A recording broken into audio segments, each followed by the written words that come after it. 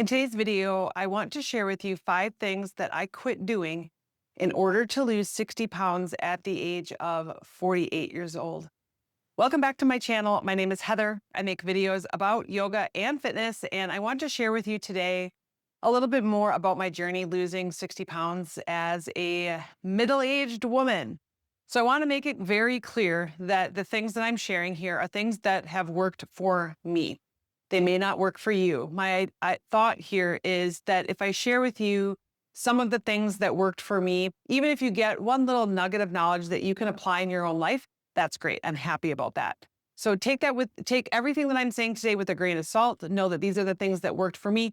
Maybe you take something that I've done and apply it in your own life or make it your own. The number one thing that I quit in order to lose 60 pounds at the age of 48 was I quit the 24/7 snacking. All right. I've always been a grazer. I've always been a snacker my whole life. I've never really felt full. I've never really felt hungry. It's just, I always just ate throughout the day, a big snacker.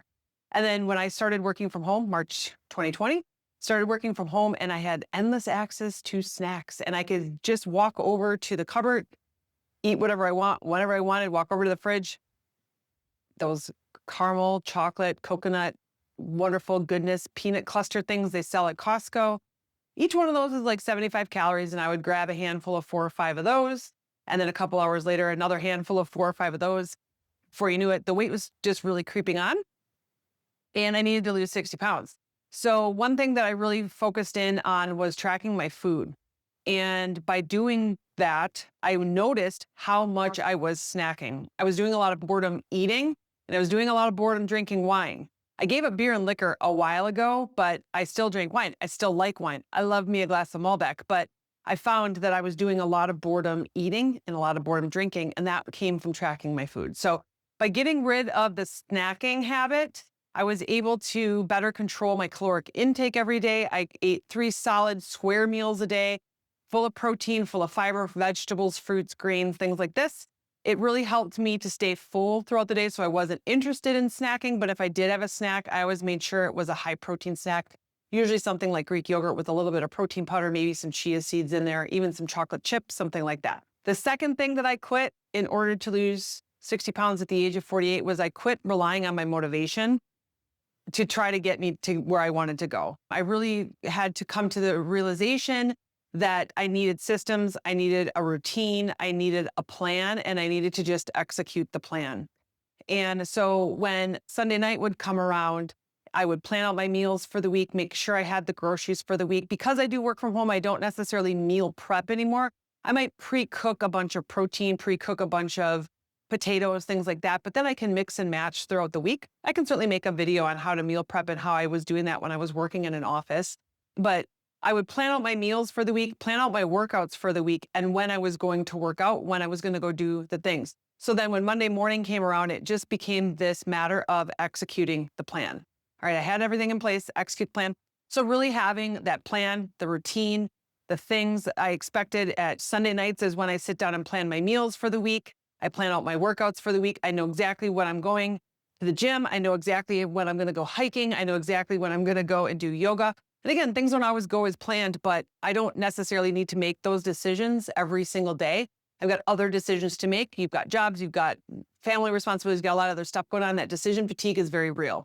So coming up with that plan, execute the plan. The number 3 thing I quit in order to lose 60 pounds at the age of 48 was I quit drinking my calories.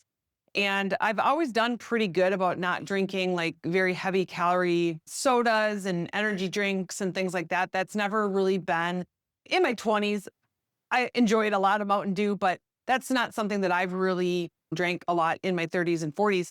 But where I was drinking calories was number 1 was wine. I like my wine. I like my Malbec. But realizing that I did have a fat loss goal, I had a body transformation goal, and understanding that the calories that come from wine was not helping me to achieve those goals. There's no macronutrients in there. There's no micronutrients in there. It's just empty calories. And then when you start drinking wine, you start drinking alcohol, you start making poor food choices. You start eating foods that you probably wouldn't normally eat, or you eat too many of the food that you wouldn't normally eat, and you end up in the calorie surplus. Doesn't mean I'm done drinking it forever. It just means that while I'm in the fat loss phase or fat loss journey, I'm not drinking wine. The second thing for me was coffee creamer. I like my coffee. I used to drink coffee black.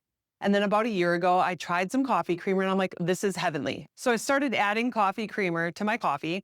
And I think that what I really needed to do was measure the amount of creamer I was putting in my coffee. And I don't put a whole lot in there, but 2 tablespoons adds up, 2 tablespoons adds up, 2 tablespoons adds up. Those calories do add up. So rather than just like completely cutting out coffee creamer, I did start measuring how much creamer I was putting in my coffee and then tracking it in my food app. The same app that helped me to see that I was snacking way too much throughout the day. Okay. So really just paying attention to where those calories are coming from and making sure that I'm not doing something to drink all of those calories.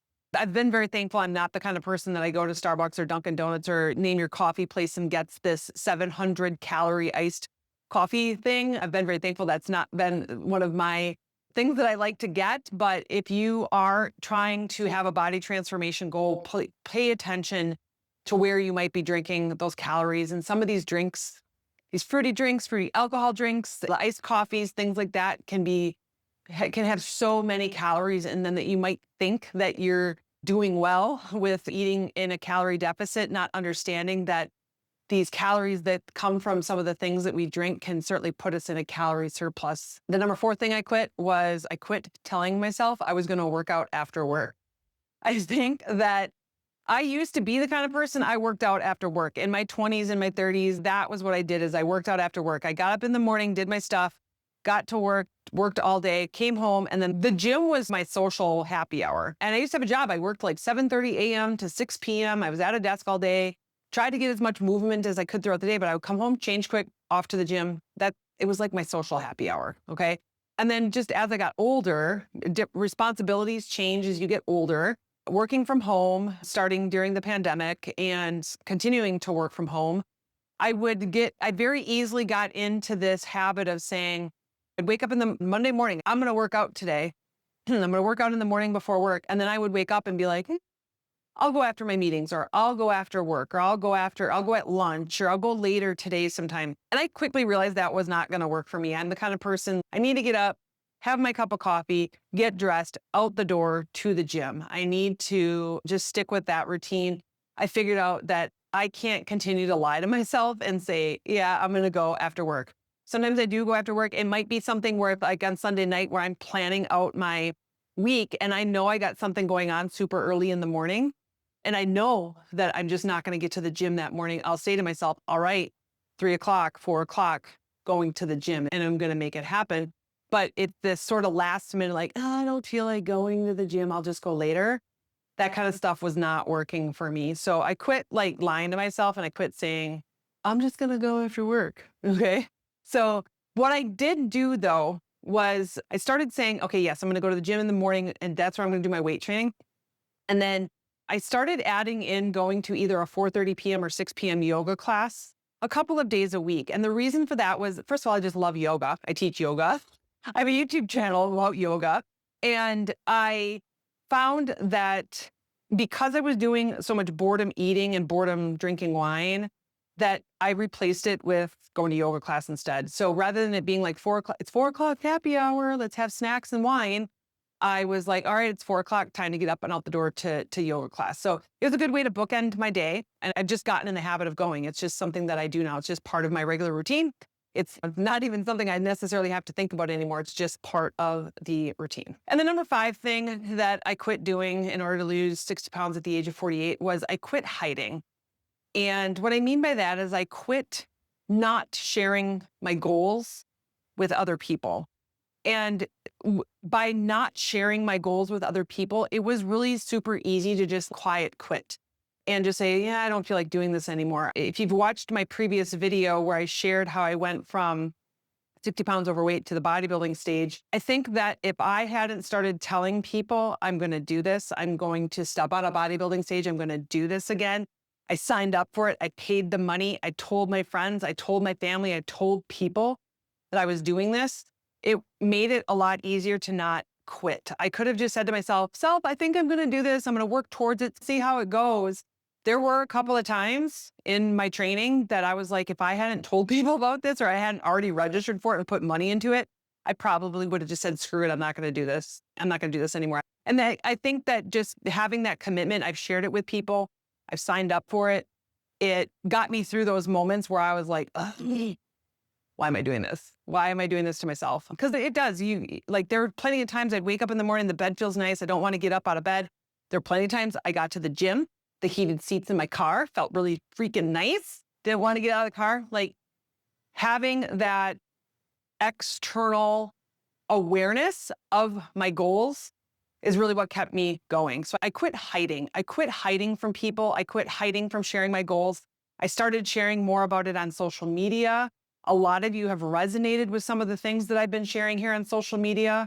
And I think that when you are starting to tell people more about your goals, you end up starting to create a community of people who are either A, on the same track as you, or B, they're supportive of you and your goals, and maybe they've got their own goals that they're working on as well. And I think that having that community of friends and family that are like, they're just like rallying around you and supportive, even though they don't necessarily want to do a bodybuilding competition, they've got their own goals that they're working on, and we all help support each other and help keep each other motivated and keep things moving forward. And that's where this idea of Operation Fit AF came from, was that I had started sharing with my friends that I wanted to spend a year to just get fit AF. Like I knew what to do. I knew how to do it. I just needed to do it.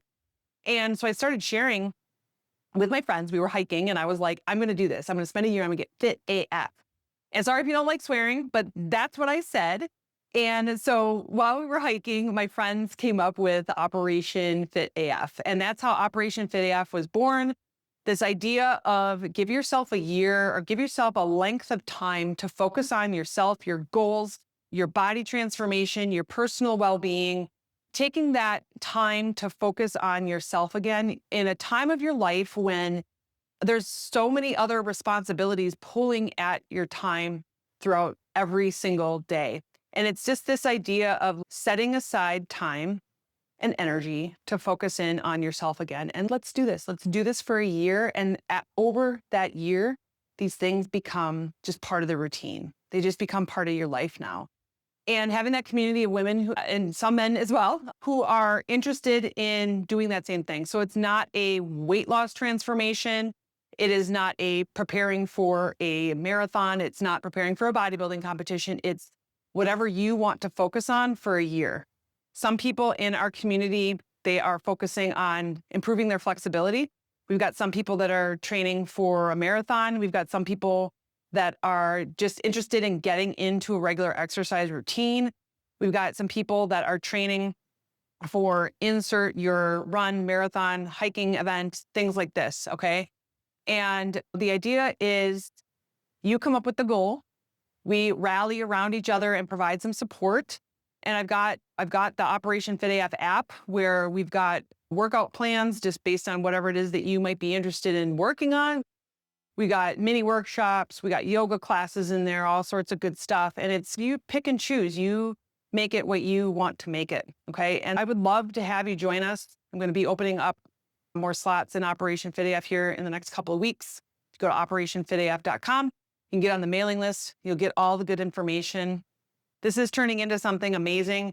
It has really helped me as well, as far as just like getting a group of people together who want to support each other in our health and wellness goals. So anyhow, let's recap. 5 things I quit in order to lose 60 pounds at the age of 48. Number 1, 24/7 snacking. Number 2, I quit relying on motivation. Number 3, I quit drinking my calories. Number 4, I quit telling myself that I'm going to work out after work. Number 5, I quit hiding from my goals. Those are the 5 things that I quit. If you'd like to join us in Operation Fit AF, head over to operationfitaf.com, sign up for the mailing list. You're going to get all the good information. I'm so excited to have you. Talk to you soon.